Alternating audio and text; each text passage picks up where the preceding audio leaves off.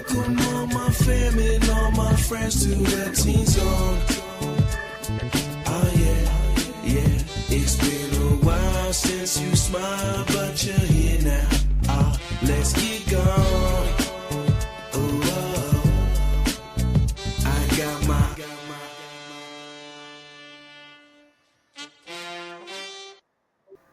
Hello! Welcome to the Teen Zone. I'm your host, Debbie Copeland, author of The Kids at Latimar High and The Leaf Wing. My lighting is so bad. I know I look like a killer black Raggedy Ann doll. I gotta get better lighting. So the Teen Zone is where we discuss new YA books, YA faves, timeless YA books, books to film.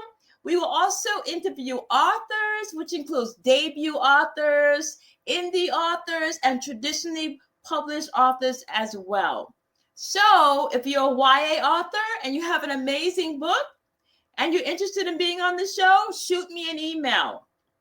As a special treat, from time to time, I'll have guest actors, voiceover artists, literary agents, and super cool book fairies and ninjas who work behind the scenes in publishing to pop in from time to time. So for today's show, we have a special guest author. Special guest author C.A. Gordon is going to bedazzle us with his sci-fi fantasy novel, Teen Zone. Justice Has a Curfew, Book One. And now for a quick commercial break.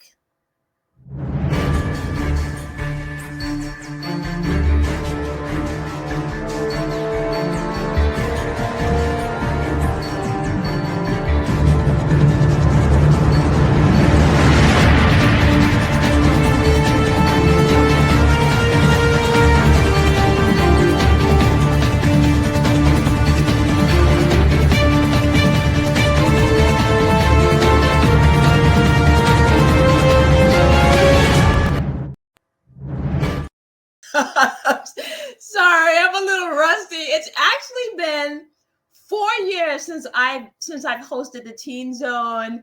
I'm a cancer survivor, so for almost 2 years I was having chemo treatment. I missed the Teen Zone, so I'm a little rusty, and I'm back. The Teen Zone is back, so thank you. So hey, we're back. All right, and now, without further ado, I would like to introduce author C.A. Gordon. He's here to talk about his thrilling debut novel, Teen Justice. Justice Has a Curfew, Book One. Hi, Debbie. Hello. Hi. Hi, Debbie. Hey, you look great because you're Carmel. Well, that, and I got a lamp that's 12 inches from my face right now, but Awesome. Oh my gosh, good to have you on the show. Wow. Thank you. I can't even Thank see you my for teeth. You having see me. my teeth? Oh, come on now. That's the first, second, and last thing anyone sees of you, period. I could be right in the room with you, and immediately I would see your teeth. So. Awesome. Oh, I'm so glad to have you on the show. So I have a few author questions for you. Are you ready? Yeah. Right. Okay. I wish I need to get a drum roll. Next time I need to get a drum roll next for my next guest, before they come on. So how did you create your character art? And by the way, I need to move over so you can see this lovely display. I'm not just one Teen Justice, but 2 Teen Justice books here. Well, actually, that's kind of a great jumping off point because, and this answers something that you're going to ask me later, but after you came out with your debut novel and had a really good dynamic between teenagers in high school, I had already been germinating on the thoughts for this series and these characters. They're all different versions of me. So there's 5 different Camerons, 2 are girls and 3 are dudes. Wow. You're right. And it was this idea of if different personality traits all had to interact together, would they get along? So that in itself was the crux of the story. In terms of creating arcs for each of them, because their personality traits were going to be heightened, it really was going to, like, their interactions were going to determine what their arcs were. I knew beforehand that I wanted them to come together, be forced together, and then at a certain point choose to stay together as a team, as a family. And so in order to do that, I needed to flesh out what their characters were, show them in their existing life, and then mix up their circumstances and see how they reacted. And ultimately, over the course of this series, which this first Teen Justice, Justice Has a Curfew, is a trilogy. That is the logo for book 1. That is the logo for book 2. Awesome. But the third part of it is going to finish up this arc. And by that time, all 5 of my main characters will have completed some sort of character arc. Wow. Great. So do you follow any writer's tools to create your novels, such as Save the Cat method, or the three act structure? The Save the Cat method is Jessica's Brody is like a 15-beat novel structure that she swears by, and then there's the 3-act structure, which is based on 3 parts: the setup, the confrontation, and the resolution. So did you follow any writer's tools?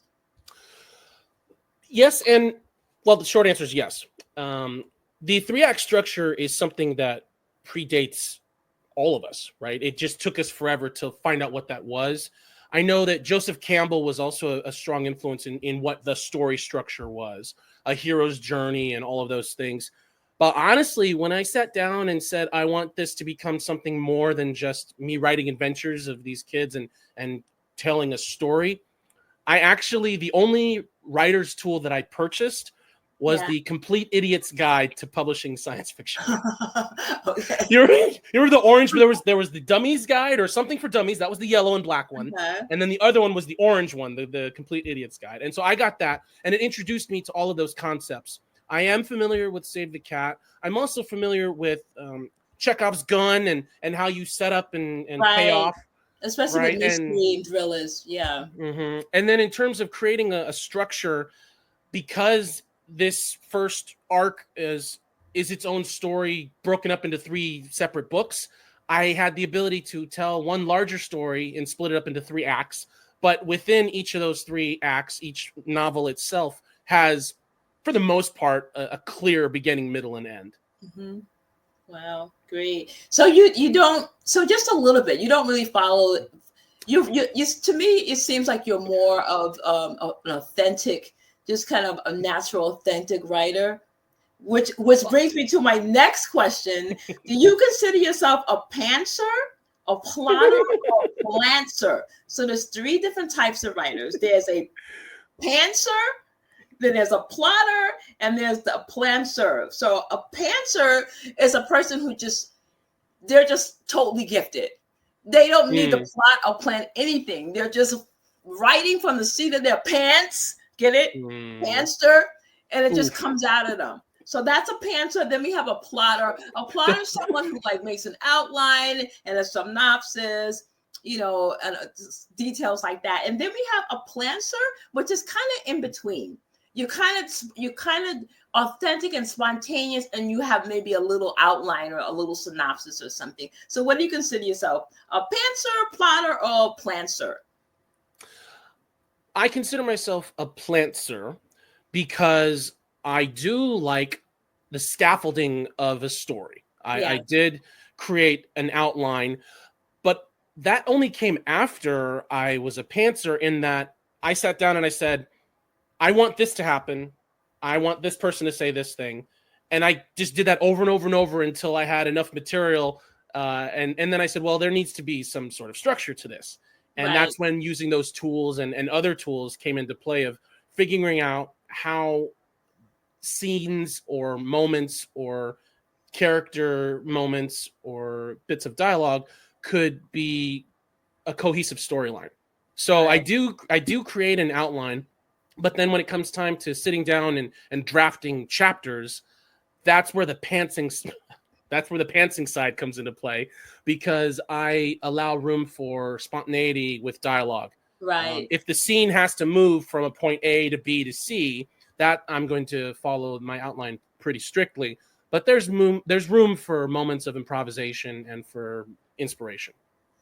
Your writing style is very similar to mine. I consider myself a plantser also, and you also learn. I used to be just a straight pantser, and then I'm like, oh my gosh, I wrote too much, And so yes. So I had to gain, some sort of structure. So yeah, we're both plantser. All right. So what was your introduction to reading and writing? Oh boy, the way my mom tells it, she read to her stomach, right, when she was pregnant. So I've been reading since in utero. I could read before I could talk, which is surprising because I talk more than I read now. But I've been reading at least since the age of 2 that I can recall. And as far as writing is concerned, that was one of the punishments that I had as a young child. Sometimes you get a whooping. Sometimes you get to write a bunch of sentences. And so my mom would have me write very coherent sentences, not just "I will not talk back," 500 times. It would be, "I will seriously consider how my present behavior will affect my future prospects as a productive member of society," 500 times.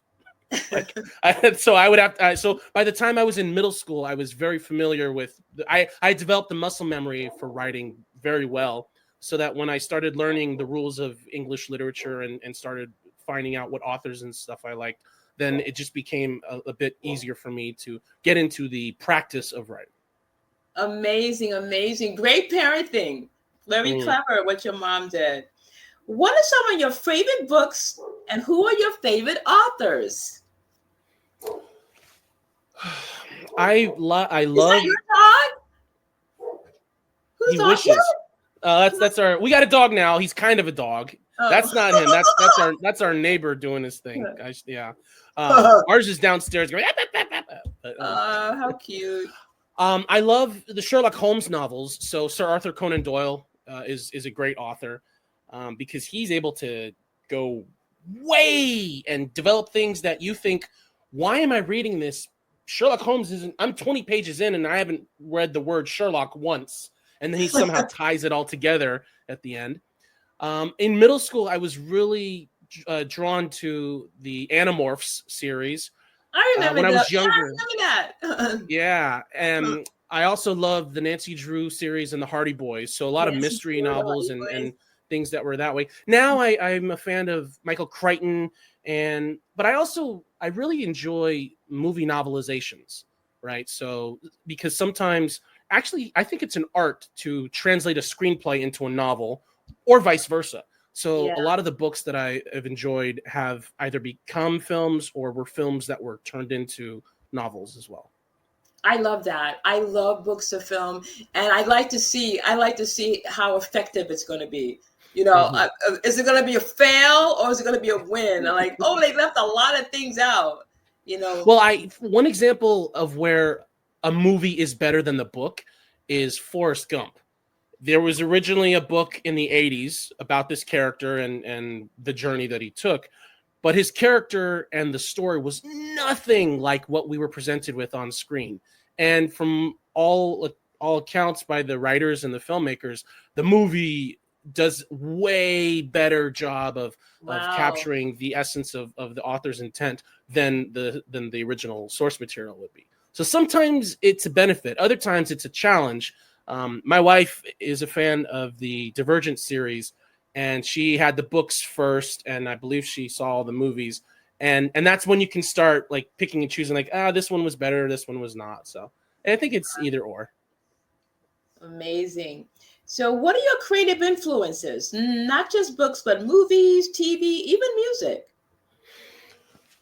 Well, music is a big one, especially because I curate a suggested playlist for each of my books. Nice. Yeah, and that's because sometimes music drives a scene. Sometimes you hear something and you go, ooh, what would be an interesting juxtaposition is if this music was playing in the background while this action or this dialogue took place. I'm influenced by sometimes certain artists, sometimes a mood, right? Music is great for determining the mood Yes. of a scene. Yes.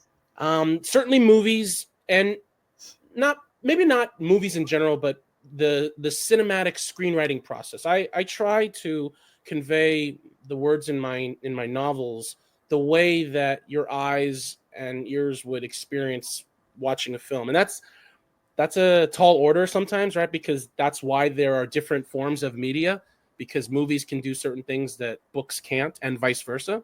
But I am influenced by good screenwriting. Good writing is just good writing, whether it's in a Right. song or it's in a movie or a TV show. And then ultimately, I'm also influenced by the style of storytelling found in animes and Eastern animation. Like Mhm.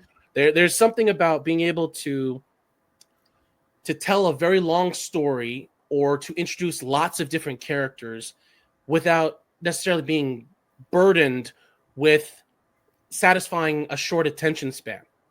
For example, there's an anime that I watch, and it's a cross between The Fugitive and mostly The Fugitive, right? It's about a doctor who finds out that a patient he saved turned into a bad guy, and so he has to go on this journey to try and bring him to justice. And Uh-huh. it's 70 something episodes long.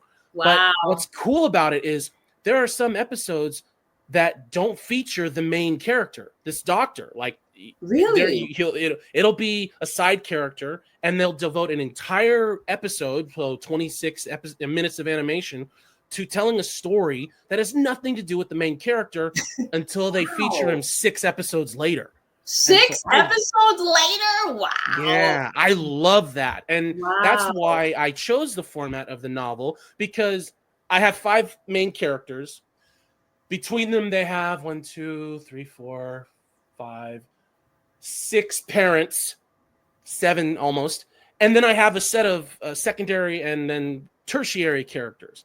I So like being able Taylor. to, I'm being rooting able for to flesh them Taylor. out. Cameron Taylor, doesn't love yeah.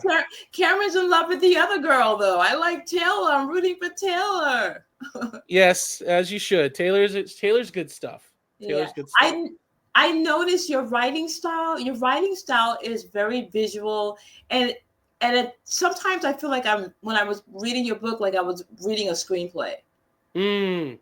I hope so. That's cool. That's cool. Right. But it's very easy to follow. But at the same time, in the beginning of your novel, it's written so eloquently. The beginning of your novel, the prologue, it's very sophisticated. I'm like, well, there's a lot of big words in here. It's very sophisticated. It's beautiful. It was beautifully written. I was actually concerned. I was wondering if the whole novel was going to be written that way, because the majority of readers, they're not on that level, Cameron. They're not on that level. I don't know about that. I don't want to assume the attention span or the intellect level of a potential reader. I personally write what I want to read. Right, you write. You know? Right. And actually, going back to influences, one of my favorite shows of all time is Frasier. Oh, I know Frasier. Yeah. Of course. And what's so great about that is the writers of Frasier didn't care if you weren't familiar with a piece of poetry that they referenced. They didn't dumb down jokes just because you may not have been familiar with the overture of 1812. Because if they wrote a joke that Frasier said to Niles and it made you laugh, then they gave you the benefit of the doubt. Yeah, they made it their own. They made it their own, but they weren't. Yeah.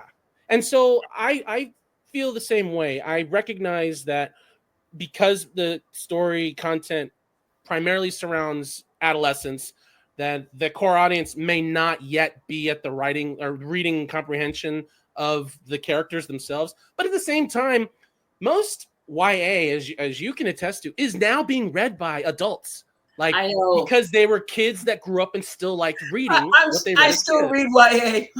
Exactly. So I never wanted to exclude an audience by writing above their heads, but I never wanted to assume that they weren't there either. Yeah. Honestly, it's a nice balance. You have a nice balance. In the beginning, it's very eloquent, very sophisticated, lots of big words. And then when the character development starts happening, it's more down to earth. So it's a lovely, perfect balance. I was like, okay, I don't have to run to the dictionary, Well. I don't have to Google this word. But it's a beautiful balance. Your writing style, very vivid,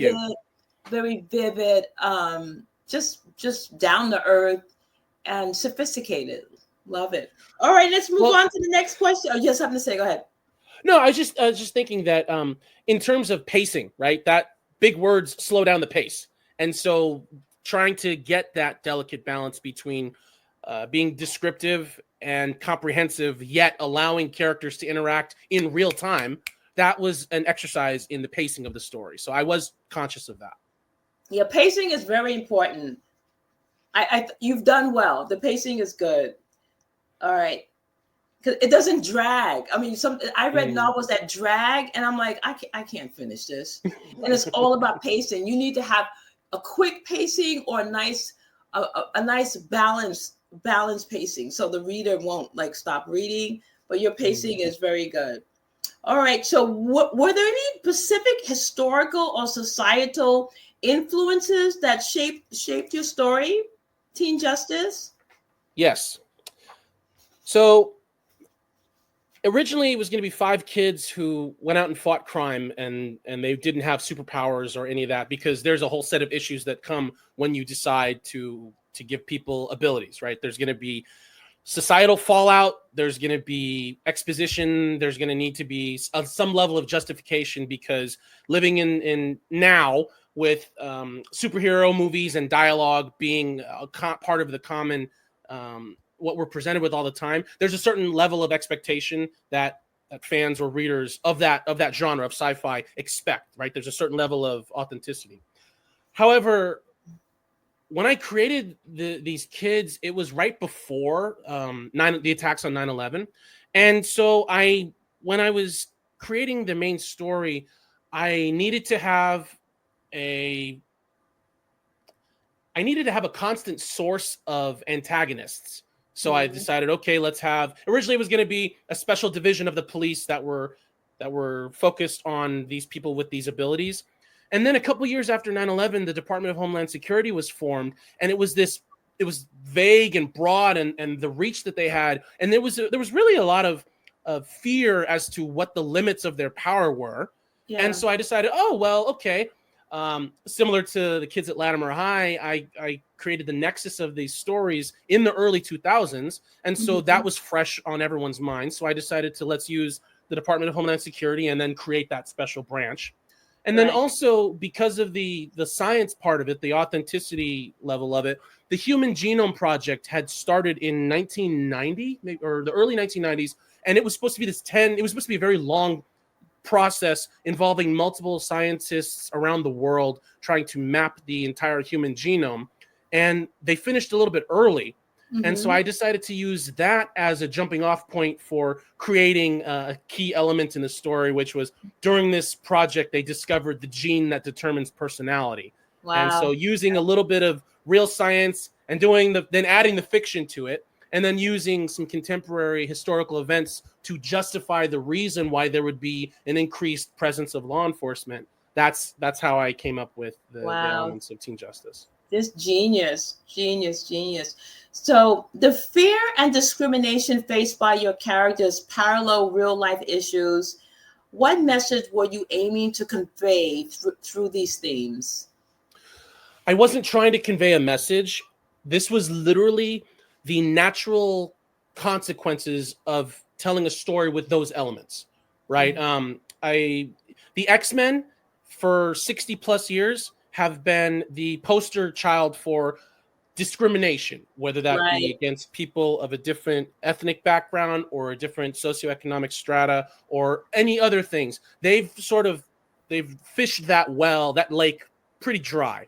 And that's one of the reasons why I was hesitant about giving my kids superpowers, because there's natural consequences societally. If you're going to tell something authentically, you're going to say, hey, someone knows how to bend steel with their bare hands. there's going to be some backlash to that. There's going to be some fear. There might be some judgment. If you're a kid and all that's happening to you, kids are going to bully. Like, and all of the natural things that we experience throughout adolescence and that society preys on well into adulthood, those were all themes that were built into the fabric of the story that I was going to tell. Yeah, because it's out of the norm. Society wants everybody to be normal. Normal is boring. Yeah. Okay. And so ultimately, what I wanted to do is I wanted to downplay those themes by making it very normal. The thing that I decided was, let's say my Silver City has a population of 7 million people. I wanted 3.5 of them to have the virus. And of that 3.5 million, I wanted to have, several 150,000 to be manifesting superpowers so that it could be as mundane as anything else. Yeah, freaking amazing. You're a genius, Cameron. So what was the turning Taylor point? is the genius. Taylor is the genius. Yeah, of the five me's, Taylor is the genius. I really like her. Yeah. So what was the turning point for you to decide to pursue independent publishing rather than traditional means? Because honestly, your book it's to me, it's up there. It's written very well. And the fact that your characters represent your characters represent like your whole adolescent stage, like different. All the characters are you. They represent you in different stages of your adolescent years. That's genius, and I can see your book getting worldwide distribution. So why did you choose indie publishing over traditional means? 2 reasons. The first was that a lot of time went by in between when I was first coming up with the ideas for this and when I wrote a first draft of a story and then got it copywritten and did a poor man's patent and submitted it to the Library of Congress for official status. Yeah, and then when I completed the draft and submitted it for first publishing of Teen Justice Book One, a lot of time and life happened in between then. And so that was, and by the time the kids started calling out to me to finish telling their story, I was getting antsy. Do you get dreams of your characters sometimes? Yeah. What's interesting is, and I hope this sounds how it sounds, but like I get some of my best stuff in the shower.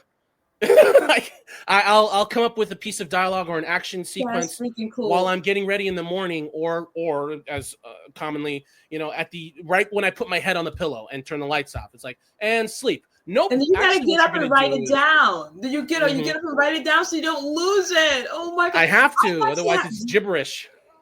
Right. And then you're like, oh, what was that scene that popped in my head? Yeah. But it's so freaking weird. Like when the weather changes for me, like all of a sudden I'll see Marites. Like my third novel I'm working on now. I haven't worked on it since November. And freaking the weather, like, I don't know, when it gets cloudy, I get really creative. I have dreams of my characters. And then a scene will pop in my head that I wrote like freaking in, like in September of something. So I actually love that. I love when characters call us. So I was getting antsy. And so that's why, I initially queried a few traditional publishers with, I think it was the first 50 pages, and several of them said, finish it first. Okay, fine. And a little bit of time went by, and I, have a life, and I relocated during pandemic and new job and all this stuff. So I said, you know what? Let's see if the indie world is more accepting. And so that's why that was initially why. A lot of time went by between conception and completion, and I was antsy to get something out there. But the second and more important reason why, or more critical reason why I pursued the indie route was during the last 15, 20 years, the indie landscape has become way more friendlier than it was when Kids at Latimar High was first published. I agree. It was common knowledge, and it was just generally accepted that if you published your stuff yourself, that meant you weren't a good enough writer. Exactly. That was the perception. Right. That was the perception. You're not a real writer. Right. And in the last, certainly the last 10 years, but I would say maybe the last 15, with the advent of social media, with the advent of being able to, I hate this word, brand yourself and being more in control of your marketing Yes. and of your content, the landscape became a lot friendlier and communities started building that were more encouraging rather than disparaging. And that's why I said, you know what, let me take a crack. I looked at some YouTube videos to see what methods were out there. There was Amazon and Barnes and Noble and Ingram and all these ones. And ultimately I decided, you know what, I can type, I can format, I can choose a font, I can create and design a book cover. The logo that's on my book is designed to look like a teenager came up with it. Right. And so that's why. So cool. I love that. I came up with that when I was 14. And in the book, in book 2, spoiler, Zach, one of my kids, actually comes up with that logo. And that was always what it was going to be. So there was not necessarily a need to go for a professional graphic designer to redesign something that was always meant to look a little rough around the edges. Yeah. And then as far as formatting and choosing a font and all that stuff, you can find and learn a wide variety of skills and tools that help you to format something in a professional way. There's so many resources now. I totally agree. Back in 2003, when I finished The Kids Latimar High, that was like, it was, I got happy and then I got ripped off. I got ripped off by this vanity press. And yeah. And I forgot that, I'm not even going to say the name because I don't want to get sued, but I think they're out of business now. But I learned a lot. And you're right. Now, 10 years later, there's more resources for indie publishing, Barnes and Noble's Press, and then Reedsy is awesome. Reedsy, you can hire an editor, you can hire a marketer. You are right. More resources now, more social media, more avenues and tools for indie publishing now. And just to pivot a little bit, there is good news though. There are a few literary agents, and one that I follow right now, they're called Bookends Literary Agency. Okay. They actually take on indie publishers. They take on indie publishers after your book has reached a certain amount of sales. So let's say then they'll come knocking. You query them and you go, hey, my book sold 5,000 copies or 10,000 copies. They will take you on if they like your concept. Another thing I like about indie publishing, you have control of your sales. You basically cut out the middleman. I'm not going to say who, but it starts with an A. This company, they're a conglomerate. I mean, you spent years, like a year or 2 years, writing a novel, and then they take what, like 75% of your profits, with your book. So indie publishing is great where you can control your sales. You can control your sales, and that's what I like about it right now. Like I cut out the middleman. No one's getting a freaking 75% chunk of my book that I worked so hard on. So can I add one thing to that, one tip for an aspiring indie publisher? In terms of cost, you can spend whatever you want on however you want to format and do your thing. But I think I would say that an essential purchase when you're going to create something is the purchase of ISBNs. Because when you use some of these distributors and publishing companies that are encouraging for indie publishers, sometimes you're assigned an ISBN that restricts you to only selling through that medium. Whereas if you purchase your own, and for ISBN is the numbers above a barcode.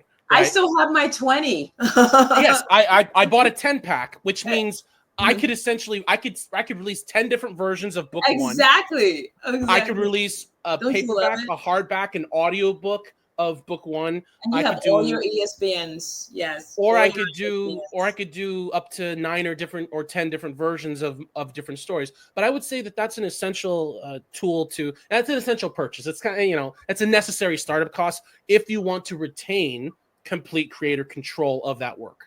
Right. I agree. I agree. Awesome sauce. Wow. Okay. So here's a bonus question for you, C.A. Gordon. If Teen Justice was ever released as a movie, who's your dream cast?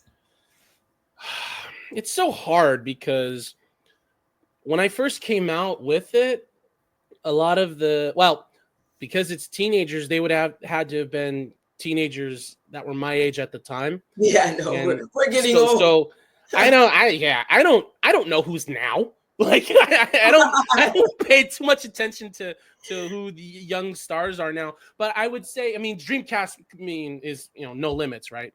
So I would say that the closest actor who could portray the Cameron character would have been the dude who played Jet Jackson. You remember that Disney Channel show, The Adventures of Jet Jackson? He's dead. He committed suicide. Unfortunately, he passed away, but he would have been pretty good. He would have been great. Yeah, he would have been a great Cameron. And as for Taylor, I figured actually it would be interesting to see one of the Fanning sisters, either probably Dakota way back when. Not way back when. She's just a little bit younger than I am now, but Dakota Fanning at about between 15 and 17. Yeah, she's in her 30s. Yeah, I know, but she can play a high school like probably, but maybe 5 more years. You know what I mean? Her sister Elle, right? Her younger sister Elle. Ellie. They would have been pretty good for the Taylor character. Yeah. I think I always wanted Lindsay Lohan to play Nova because it would have just been. It would have been it would have been sort of her character from Mean Girls unhinged. Right, because she had a character arc in Mean Girls. She started off one way, became another way, and then kind of evened out towards the end. I would have liked to see her because Nova is my wild child, and she would have been nice to have that going on. Yeah. I don't know who would be able to play Max because you need to have that balance of a brooding tough guy, but dark and handsome and all that kind of crap. So that's not for me to determine. Although I can say definitively who would portray Taylor's mom, Debbie, a.k.a. Debbie. Me? Who would you think as her? There is only one person in one celebrity that I've ever seen portrayed who even can touch the energy that you exude. And her, you may not be familiar with her name, but I know you know her face and where she's from. Is she from Girlfriends? Maybe. Her name is Tasha Smith, and she is most popular my God! You're talking about Tyler Perry's "Why Did I Get Married?" You're talking about Miss Loud, ghetto attitude. Everything's always chaotic. She's always got something to say. Oh yeah, like. I mean, old now, though. You need somebody younger now. Everyone's getting old. Well, yeah, unfortunately, but you said, but she's a no nonsense. She's a no nonsense, boisterous woman. Yeah, but also she can portray the subtler aspects of being a concerned mom. Professionally, she's a lawyer. She can carry out herself. Ghetto is a gear that she can turn on, shift into, but it's not her defining character. Yeah, she can turn it on. She can turn it off. She's an amazing actress.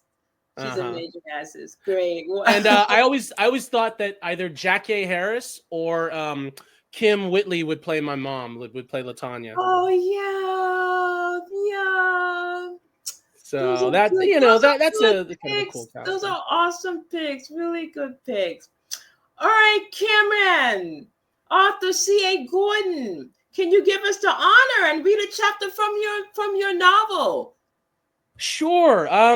I guess I'll go ahead and I can read the prologue from book 1. It's concise, but it introduces all my characters and it puts you right in the middle of a situation. Sounds great. So, okay. The introduction of Teen Justice Book 1 is told from the perspective of Cameron as he and his friends are experiencing the end of their first adventure, and things are a bit chaotic. In fact, they're falling out of a building. That's the prologue.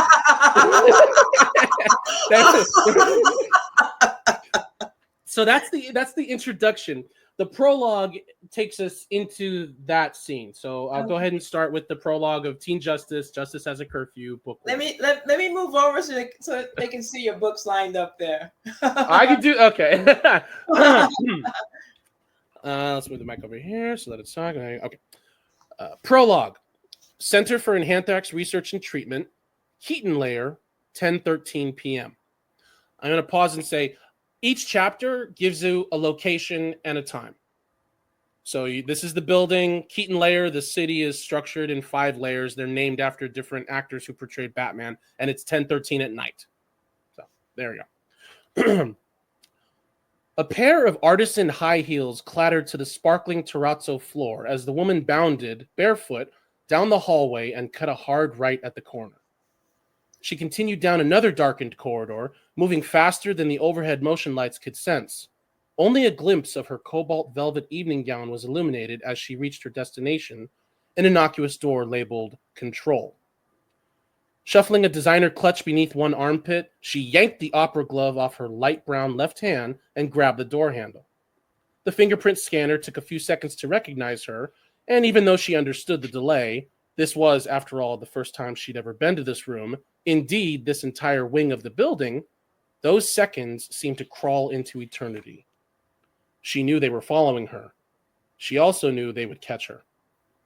The lock released and she was in. The sound of the door sealing behind her was drowned out by the pounding of her heart and her labored breathing, but at least the lights were already on in here. She inhaled deeply, closing fierce brown eyes set behind violet contact lenses as she withdrew the breath slowly through her lips. She scanned the room and settled her focus on the bank of computer monitors mounted along one wall above a long, pristine, frosted glass desktop. Taking a seat at the console, she reached into her clutch and produced her server, an electronic device the size and shape of a small hard drive. She placed the call and waited. It won't be long now, she thought. Okay, she said when the call was answered. Now what? Her task was simple. Deactivate the lockdown. With her free hand, she navigated the wireless mouse across the desktop, following the instructions as quickly as they were fed. A thin veil of sweat was forming above her brow and in between the server and her left ear, which she ignored. There came the inevitable knocking at the door, rattling through the control room like automatic gunfire. She ignored that, too. A pause in the knocking, then a muffled male voice from the other side of the door. Come on, I'm not paying for a new lock. In front of her, one of the monitors displayed a warning. Attempted security system override detected. Administrator access required. She put the server in speaker mode, set it face down, and used the keyboard to type in her username followed by a random combination of characters dictated by her wireless companion. Outside, the banging on the door stopped, and the voice changed from one of frustration to firm resolve. The words that followed were direct, while clearly offering no alternative to their compliance. She heard the start of a 10-second countdown, but kept her focus, knowing it would take at least 12 seconds to finish the sequence. From outside, 3, 2, she located the icon on the monitor labeled System Restore. There was a metallic crunch, and a moment later the door exploded inward. Oh, no. A half dozen uniformed men and women poured into the control room, none of them with weapons drawn. No one shouted for her to cease and desist. No one ordered her to get down on the ground. They knew who the woman was, after all, and their instructions were to retrieve, not immobilize her. The woman entered the command into the computer just as hands the size of saucepans grabbed her from behind. Resisting savagely, she thrashed her arms about the desktop, sending her clutch, glove, and the keyboard all clattering to the floor. During the struggle, one hand landed on something small with hard edges, and as her left arm was twisted behind her back, the woman used the momentum to swing her gloved right palm up and around into the face of the uniform. There was another crunch, a grunt of pain, and the wireless mouse fell to the ground in pieces. Enough, a voice boomed, and everyone froze. The uniform stood at attention as a man entered the room with a casual demeanor that belied the authority in his tone. He wore a nondescript charcoal gray suit that perfectly concealed his large and muscular frame. A badge was clipped to his left breast beneath a speckled pocket square. He looked through wire-framed glasses, first at the woman, then at the uniform clutching his bloody left cheek, and finally down at the broken mouse. "I'm not paying for that either," he said. The woman's expletive-laden response died in her throat when she saw the man's focus shift from her to the monitors behind her. With the successful deactivation of the lockdown, the surveillance cameras were now capturing images of restored order throughout the building. Perimeter doors were retracting, alarm strobe lights had ceased flashing, and, most important, the smart glass exterior walls and ceilings had converted from opaque back to transparent. But the man's attention was fixed entirely on the channel feed from the south side of the facility, specifically the lobby. Even without the benefit of audio, the woman and everyone else in the control room beheld the clear image of a black object busting through the ceiling and plummeting, arms and legs flailing like pinwheels, down into the lobby. The figure landed face first in the marble fountain with a visible splash and didn't move. The woman's face went pale. Every ounce of defiance was replaced with despair and nausea. Oh, no. Moments later, a second, smaller figure fell into the room. This one slammed upside down and backward into one of the flat panel televisions mounted above the information desk. No. The display was reduced to a spiderweb of pixelated Technicolor as the figure dropped to the floor behind the counter. There were 2 additional forced re-entries, but the man didn't see them. He was already out of the control room and down the hall with radio in hand, ordering another team of uniforms to converge at the impact sites. Before he left, he issued orders for the woman to be relocated and secured, as far away from the lobby as possible. "No," the woman explained with tears in her eyes and rivulets of makeup running down her cheeks. "No, no." Her frantic cries fell on deaf ears as the remaining uniforms wrestled her bodily out of the control room. Seconds passed. One of the female uniforms returned to retrieve the woman's displaced glove and clutch from the floor.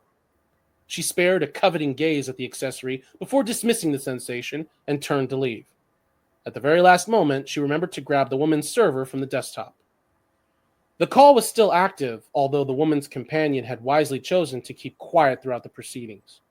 But upon hearing the last echoes of the woman's voice trail away to be replaced with dead silence, the other party was now calling out her name over and over with increasing anxiety.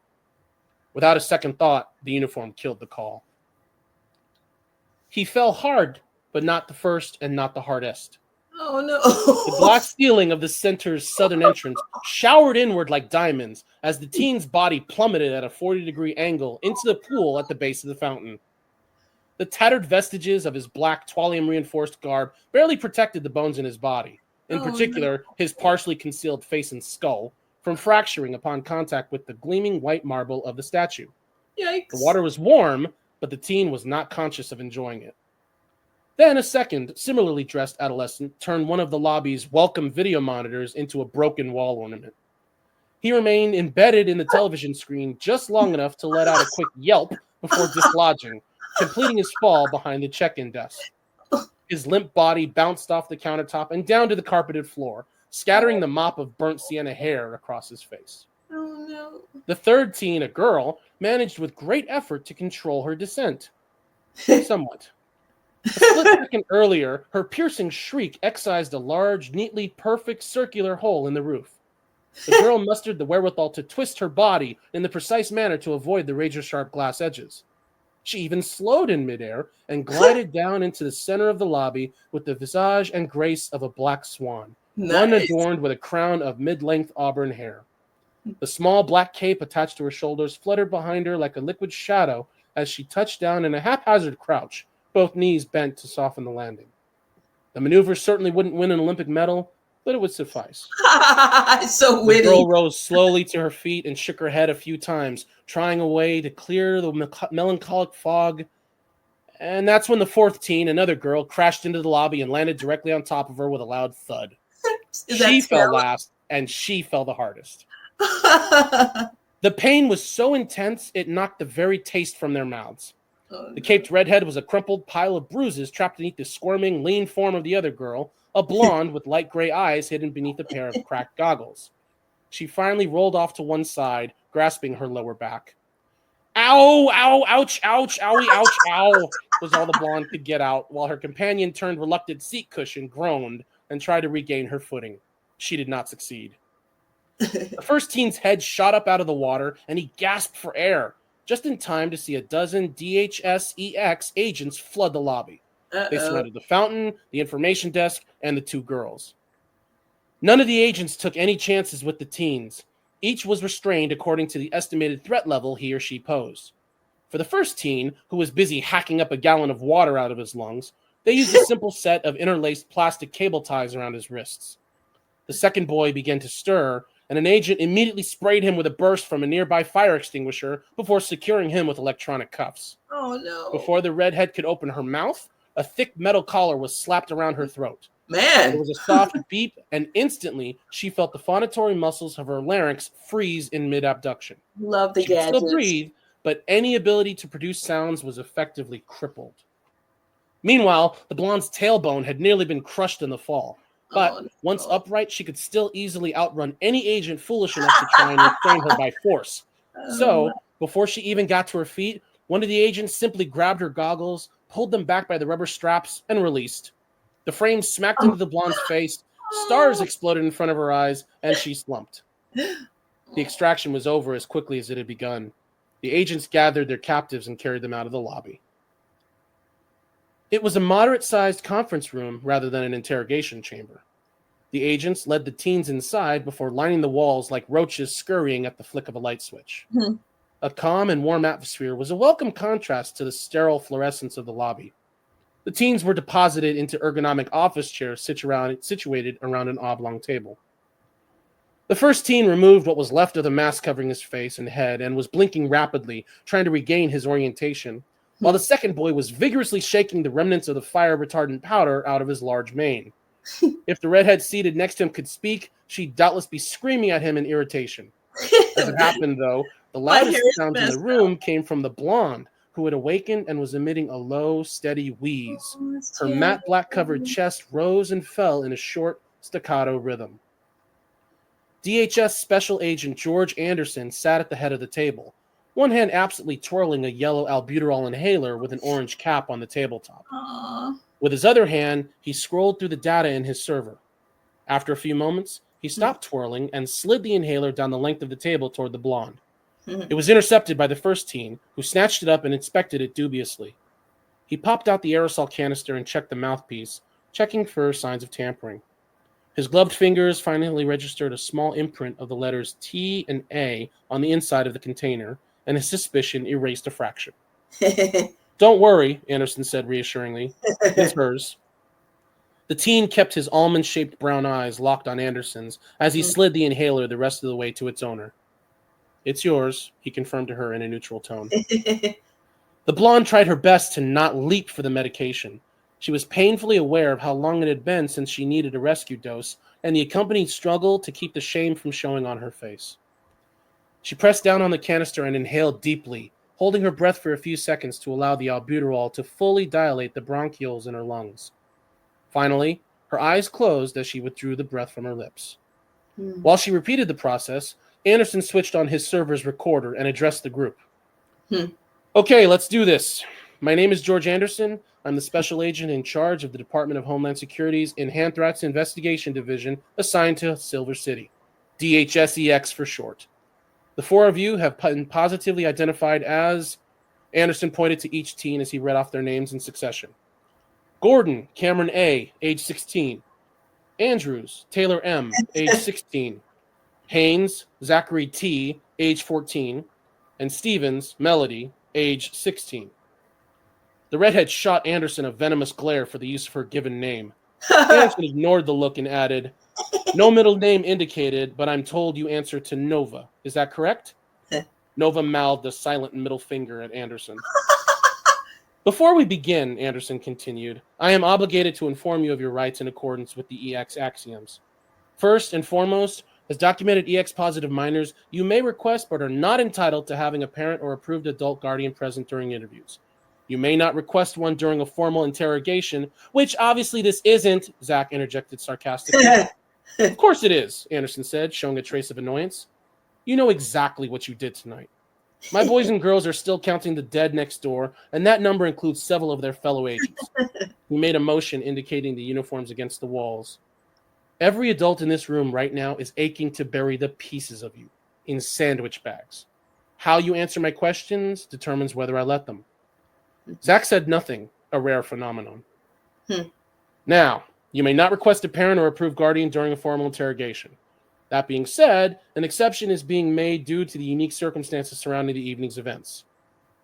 Anderson motioned for one of the agents to open the door, and 3 people ran into the conference room. Here they come. There was an obvious couple comprised of a tall and slender middle-aged black woman with a middle-aged white man several inches shorter than her, followed by a younger woman of indeterminate ethnicity wearing hospital scrubs. Her uniform contrasted sharply with the couple's formal evening gown and dinner jacket. All 3 adults wore expressions of parental concern masked as fury, but mostly the fury was expressed as they exploded on the teens with a verbal barrage that only slightly resembled coherent language. Can't believe you snuck out and your mother's been a wreck. Federal agents escorted me out of the ER, Zach. Do you even comprehend how not cool that is? He's so disappointed with you, Cameron, all of you. Are you wearing anyway? And why do you smell like smoke? Oh, for God's sake. Did you bring down that chopper? Did you? 2 of the teens capable of speech attempted futilely to answer the questions, while the blonde, Taylor, kept silent. She knew full well that her mother, Debbie, had only a few more seconds of rage left before she ran out of steam, at which point her father, Douglas, would divert his energy away from Taylor and focus it on calming his wife, especially if Debbie did something stupid to force the agents to restrain her again, which was equally possible. Jasmine Haynes was different. Zach knew that once his older sister began a rant, she would keep it going as long as she was angry with him, or worried about him, or happy for him. The 3 emotions tended to blur. Anderson finally reached his limit. Enough! Enough! Sit down, everyone. The 3 adults fell silent and took their seats at the conference table across from the teens. Where's LaTanya? Debbie asked. Not in here, was Anderson's response. Debbie shook her head and pointed a dagger-like finger at the agent. Not good enough, Mr. Anderson, she said in a thick, Bronx accent. As an attorney, I demand you get that boy's mother in here now. It's late, my feet are on fire, my youngest is God knows where. He's at Singrid's mom, remember? They went for pizza, Taylor offered softly. She felt the heat in her cheeks and sank a bit lower into her chair. It was a strange sensation, given everything that had transpired over the last few hours. The trauma of surviving multiple gunshots and explosions paled in comparison to the traditional adolescent embarrassment that only a mother could produce. Yeah. Debbie snapped out of her frenzied anger for the few seconds it took to offer Taylor a "thanks, sweetie," before turning her back to Anderson. Cut the police bull, federal bull, Mrs. Andrews, Anderson corrected her. And it's Special Agent Anderson. Let's get something straight. This isn't the principal's office. Your daughter and her friends are genetic terrorists who blew up a building, caused the deaths of at least 7 people, and injured hundreds, perhaps thousands more. People with daughters and sons of their own. I'm not talking juvenile hall, or being tried as adults, or even solitary confinement in a psych ward. His eyes darted to Jasmine at the phrase psych ward. In response, Jasmine shifted her gaze downward in discomfort. The brief exchange went unnoticed by the rest of the table. The only chance these kids have of walking out of this building alive hinges on the information they and you all give me, Anderson added with finality. Debbie Andrews was never one to concede victory, but she was smart enough to yield, eventually, to a superior authority. She settled back in her chair, the wind effectively snatched from her sails. Seconds passed like hours. Wait, where's the other one? Jasmine asked, indicating the empty seat next to Nova. Oh, no. Sylvester, Maximus, age 18? Last seen across the complex, 50 floors up, on the wrong end of a DHS-EX attack drone. Anderson shamelessly savored each of his next words. Currently missing, presumed confetti. Hearing the name was like a slap to the teens' faces. Anderson's quip only made it worse. Until this moment, the fall into the lobby and everything else had somehow blocked the final, frenzied moments with the 5th member of their team from their minds. Yeah. Now, the sudden realization of his absence filled the conference room with a heavy silence that matched the void in each teen's heart. And you're an ass, Zach finally said. Zach! Jasmine hissed across the table. What? He is! Jasmine's eyes were daggered slits. Reluctantly, the boy added a tepid, sir. But Anderson's attention had already shifted to Cameron. This is your team, huh? You led them out here tonight? Those deaths are on your hands. No, sir, Cameron responded softly. I'm no one's leader. So tell me what happened. Effective imagery flooded the teen's mind, too fast for him to process and impossible to articulate. A body outstretched on a gurney, whirling lights and smoke, and her warm breath and soft lips against his own. Raindrops in his hair and concrete on his bare cheek, the motion blur of downtown from 8 stories above. And those 7 little words echoing in his ears like a metronome. Those 7 final words. What matters more, you or everything else? Well, Anderson's tone was expectant without being demanding. Cameron could feel the eyes of every adult in the room fixed on him. He stole one last glance at the other teens, silently asking for their approval and their forgiveness. Then he began. Wow. Wow. So exciting. Like it reads, and I just get all these scenes. It's like, I feel like I'm watching a movie. It's that good. Oh, thank you. It's that good. The whole time you were talking, I saw all of them. I saw all the scenes and everything. And the dialogue. Did you hear you? Yeah, I heard Natasha, but she shut up though, didn't she? She shut up and she realized who she was doing. At a certain point, when there's a whole lot of guys and they got guns on their belts, and you're doing this and they're saying this, I better shut up and calm the Bronx girl in me. Wow, Cameron, it's lots of action. The witty dialogue. I mean, I want to go to the movies now. I want to go to movies and like see it. So lots of action. Whoa. Okay. Did everyone enjoy that? Because I enjoyed it immensely. Wow. Oh, this was a blast. Thank you so much. This was a blast. This is fun. I like this. Yeah. You're in your element. That's why. Writer's in your element. It's always awesome feeling. Where can readers purchase your book? Where can we get your book? I have 2. Well, I need to get you a copy of book 2. So book 1 is available on Amazon, Barnes & Noble, and a variety of other online retailers through Ingram Spark. So I can't keep track of all of the retailers. I know it's available like on Target.com. Yeah, I saw that. I looked it up last night. I'm like, whoa, he's got his book on Target. That's freaking amazing. Yeah, so that's available there. And I did the same thing for book 2 as well, which if you think that your character has a nice little moment at the beginning of book 1, the entire introduction of book 2, there's a big old sequence that involves you with Taylor's mother. I can't wait. Let's be backwards vague, but like Taylor's mother and parents and interaction. It's a pretty good thing because you get to not be restrained. In your dialogue. Okay, explosive and crazy. That's I can't wait. Wow. Yeah. Wow. That was C.A. Gordon, everyone, author of the Teen Justice series. I can't wait for book 2. Just genius. Cameron, I want to thank you for coming on the Teen Zone today. Yeah, thank you. It was a delight and an honor. Yeah. It was so much fun. So when you think the second book's going to come out? Second book is available now. My website, which I think you are going to say at the end, like it's available there. And I'm actually in the middle of writing book 3. Like I just started getting the third. Yeah. Wow. And so, yeah, so book 1 is got the yellow and black logo. Book 2, which I'm holding here, is available now through those same retailers. Book 2 ends on a cliffhanger that you're going to have to see resolved. Oh, no, that means I'm going to be mad. But cliffhangers, I'm going to be mad. But cliffhangers are awesome because then they buy the second book, right? Well, I tried to structure book 1 to end in a natural way, but because I have 5 kids who have superpowers, I wanted to show all 5 of them getting them. But I could only show the first one in book 1. So in book 2, the other 4 kids get their powers. So there's even more action and even more dialogue because I had to do all of the exposition and you have to do the world building and exposition and introduce the characters in the first story. So a lot of that, since you've been introduced to them, you get to just enjoy, but you get to more immersively enjoy the story of book 2. Right. Because of course, know them all. Book 3 is going to end at the beginning of book 1. So that scene of the woman running down the hall and the kids busting through the glass. Really?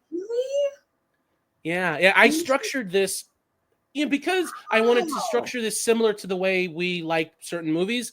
The beginning of book 1 is the end of book 3. And so it'll come full circle, and you'll get to see what happens after that interrogation. I love that technique. Very clever. Wow. It was a pleasure and a joy. Again, thank you, Cameron C.A. Gordon, author of the Teen Justice series. Oh, I just stumbled over my tongue.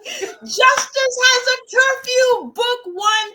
And everyone, Cameron's book is available at Amazon.com, BarnesandNobles.com, because I saw it. I purchased it there, and Target.com. And I'll be posting a link. I'll be posting a link too, where you can go directly to his website as well. Cameron, it was so much fun. Thank you. And by the way, I suppose we should spill the beans. I've known you now 99, maybe? Was that when Maricosta from Junior Maricosta? At least 25 years. You and Tommy, 25 years. Hanging out. You and Tommy hanging out, watching cartoons in the library while your mom and I playing video games at the house, all of that. So this has been a reunion of sorts. I'm so happy to see you and to find, to get to experience this and to know that your journey as an author is still progressing nicely. I really look forward to Latimar 2 when that comes out. So, get on that. It's out. Is it out? Okay. It's out, but it's so funny. I'm working on a whole new book, a whole new characters. So I'll talk about that later. Yeah. Okay. All right. It was a pleasure. Oh my goodness, so much fun. Thank you, Cameron. Again, everyone, that was C.A. Gordon, author of the Teen Justice series. Why can't I say series? I can't say series. Thank you for coming on the show today, Cameron. Take care, Debbie. Bye. Bye. I'd like to welcome all my family and all my friends to the Teen Zone. Oh yeah. It's been a while since you smiled, but you